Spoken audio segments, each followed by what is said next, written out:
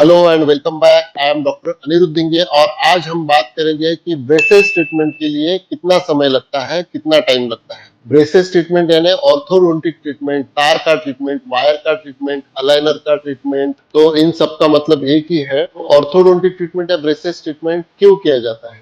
अगर हमारे दांतों में ज्यादा क्राउडिंग है, हमारे दांत आड़े टेढ़े है, आगे पीछे है, या हमारे दांत में काफी गैप है, हमारे दांत काफी आगे है या काफी पीछे है, इसके लिए हम ये ब्रेसेस ट्रीटमेंट करते हैं। ये ब्रेसेस ट्रीटमेंट के टाइप्स क्या क्या है, जैसे कि मेटल ब्रेसेस है, सिरेमिक ब्रेसेस है, लिंगुअल ब्रेसेस है, अलाइनर्स है। अलाइनर्स यानी ट्रांसपेरेंट शीट रहती है, उसे अलाइनर्स कहते हैं। तो ये सब ब्रेसेस ट्रीटमेंट के टाइप्स है। तो इसमें से हम हमारे हिसाब से कोई भी ब्रेसेस सिलेक्ट कर सकते हैं। ब्रेसेस के टाइप्स के ऊपर मेरा एक और वीडियो है, उसमें मैंने डिटेल में डिस्कस किया है कि ब्रेसेस के टाइप्स क्या है, कैसे हैं और कौन सा किसने सिलेक्ट करना चाहिए। तो वो वीडियो आप जाके देख सकते हैं। अब हम बात करेंगे कि ब्रेसेस ट्रीटमेंट के लिए या ऑर्थोडोंटिक ट्रीटमेंट के लिए समय कितना लगता है।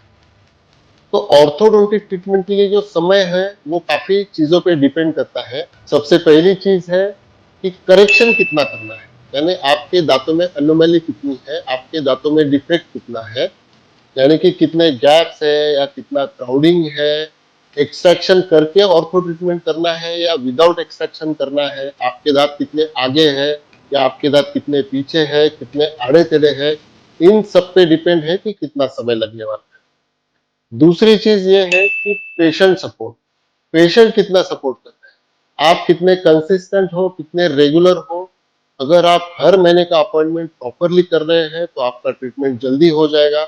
अगर आप अपॉइंटमेंट्स मिस कर रहे हैं तो एक अपॉइंटमेंट मिस किया तो आपका ट्रीटमेंट का टाइम 3 से 4 महीने डिले हो जाता है, यानी उतना आपका टाइम बढ़ जाता है। तो आपका सपोर्ट बहुत जरूरी है। तीसरा आता है डॉक्टर ने जो इंस्ट्रक्शंस दिए हैं वो आप फॉलो कर रहे हैं कि नहीं कर रहे हैं। अगर आपको डॉक्टर ने कड़क खाने से मना किया है, नॉनवेज खाने से मना किया है, तो वो क्या आप फॉलो कर रहे हैं कि नहीं कर रहे हैं? क्योंकि अगर आप कुछ कड़क खाते हैं और आपके जो ब्रेसेस है वो टूट जाते हैं और आप 1 महीने के बाद आते हैं, तो वो महीने में तो आपका ट्रीटमेंट हुआ ही नहीं है, क्योंकि ब्रेसेस टूट गया है। तो वहां पे कुछ ट्रैक्शन हुआ ही नहीं, वहां पे कुछ प्रेशर लगा ही नहीं है, इसलिए ट्रीटमेंट तो हुआ ही नहीं है। डॉक्टर फिर से आपको ब्रेसेस वहां पे लगाएंगे और बेसिक यानी पहले से ट्रीटमेंट स्टार्ट करेंगे, यानी आपका ट्रीटमेंट टाइम बढ़ जाता है। तो इन सब चीजों पे डिपेंड करता है कि कितना टाइम लगेगा। अगर माइनर करेक्शन है, जैसे दांतों में हल्के गैप्स है, आगे के दांतों में गैप्स है, तो ये हमारा 6 से 12 महीने में ट्रीटमेंट क्लोज हो जाता है, खत्म हो जाता है, कंप्लीट हो जाता है। पर अगर हमारा क्राउडिंग है और एक्सट्रैक्शन केस है, जैसे कि दांत निकाल के हमें ट्रीटमेंट करना है, तो उसके लिए 1.5 साल से लेकर 2.5 साल तक समय लग सकता है। अगर काफी ज्यादा क्राउडिंग है या काफी ज्यादा स्पेसिंग है या डीप बाइट है या दांत काफी ज्यादा आड़े टेढ़े है, तो उसके लिए 1.5 साल से 2.5 साल तक लगता है। और अगर पेशेंट कोऑपरेशन नहीं है तो इसके लिए 4-5 साल भी जा सकते हैं। अगर आप अलाइनर पहन रहे हो यानी ट्रांसपेरेंट ब्रेसेस पहन रहे हो जो आगे से नहीं दिखते हैं, और वो आप रेगुलर नहीं पहन रहे हो, कभी पहन रहे हो कभी नहीं पहन रहे हो, दिन में आधा ही दिन पहन रहे हो, तो आपका ट्रीटमेंट बढ़ेगा और ट्रीटमेंट फिर से बेसिक से स्टार्ट होगा, क्योंकि अलाइनर जो है वो आपको कंटिन्यूअसली पहनने हैं। तो ये सब रीजन है कि आपकी ट्रीटमेंट लेट हो सकती है। और अगर आप डिसिप्लिन हो, रेगुलर अपॉइंटमेंट कर रहे हो और आपके दांतों के जो प्रॉब्लम्स है वो माइनर करेक्शंस है, छोटे मोटे करेक्शंस है, तो 6 महीने से 12 महीने में आपका ट्रीटमेंट पूरा होता है। अगर आपके करेक्शन ज्यादा है तो एक 1.5 साल से लेके 2.5 साल तक आपका ट्रीटमेंट को समय लगता है। तो अगर एग्जैक्ट समय जानना है तो आप जो आपके ऑर्थोडोंटिस्ट है, जो आपके डेंटल सर्जन है, उनके पास जाके कंसल्टेशन कीजिए और वो आपका प्रॉपर कंडीशन देख के ही बता सकते हैं कि आपको कितना टाइम। मैं उम्मीद करता हूँ, आशा करता हूँ कि अभी जो हमने डिस्कस किया है, जो मैंने आपको बताया है, वो समझ में आया रहेगा। अगर इसके बारे में आपके मन में कुछ डाउट है, कुछ कंफ्यूजन है, तो आप मुझे कमेंट बॉक्स पे पूछ सकते हैं या दिए गए नंबर पे फोन कर सकते हैं। अगर ऑर्थोडोंटिक ट्रीटमेंट से हमें बचना है तो इसके लिए हमारे पास कुछ प्रिवेंटिव स्टेज भी है।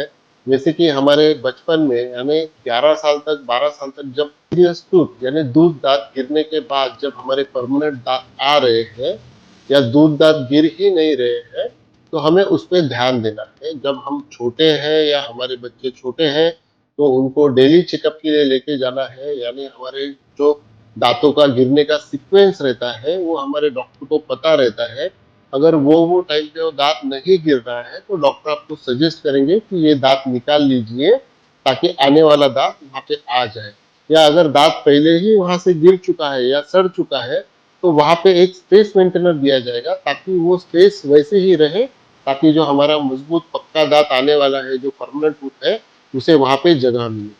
क्योंकि बहुत बार ऐसा होता है कि जो दूध वाला दांत है वो गिर जाता है और जो पीछे वाला दांत है वो आगे आ जाता है। इसकी वजह से जो हमारा परमानेंट टूथ है वो बाहर से अंदर से आ जाता है, या हमारे जो आगे के दांत है वो आड़े टेढ़े आ जाते हैं।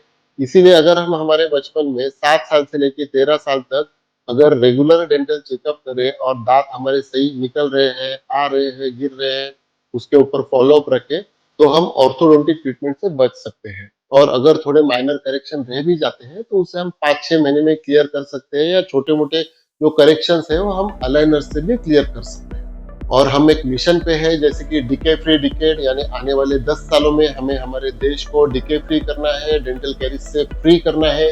जैसे हमारे देश से पोलियो और स्मॉल पॉक्स इरेडिकेट हो गया है, निकल गया है, वैसे ही हमें डेंटल कैरीज, डेंटल के डिसीजेज से छुटकारा पाना है। इसीलिए मैंने मेरे बेसिक 4-5 वीडियो बनाए हैं, जैसे कि ओरल हाइजीन कैसे रखें, टीथ ब्रशिंग कैसे करें, कौन सा ब्रश यूज करें, कितने टाइम तक ब्रश करें, टूथपेस्ट कितना यूज करें, फ्लॉसिंग करना चाहिए नहीं करना चाहिए, कैसे करना चाहिए, माउथ वॉश कैसे करना चाहिए, इन सब के बेनिफिट, साइड इफेक्ट्स, इसके बारे में मैंने अलग अलग वीडियो बनाए हैं। तो ये वीडियो आप देख सकते हैं और अवेयरनेस क्रिएट कर सकते हैं, आपके फैमिली मेंबर्स, आपके फ्रेंड्स को ये दिखा सकते हैं। इसके बारे में आप मेहनत ले सकते हैं। अगर आप रोज 15 मिनट मेहनत ले तो आपके दांतों का खर्चा बच सकता है और आपके दांत हेल्दी रह सकते हैं। आप लाइफ लॉन्ग हेल्दी स्माइल का मजा ले सकते हैं और खाने का आनंद ले सकते हैं। और अगर आपने दांतों के ऊपर बहुत ज़्यादा लाखों में खर्चा किया है तो आपके नेक्स्ट जनरेशन के लिए ये खर्चा ना करना पड़े, इसके लिए वीडियो शेयर करें, उनको बताएं, उनमें अवेयरनेस क्रिएट करें और अपने देश को dental caries free, dental cavity free करने में मदद करें। Thank you so much.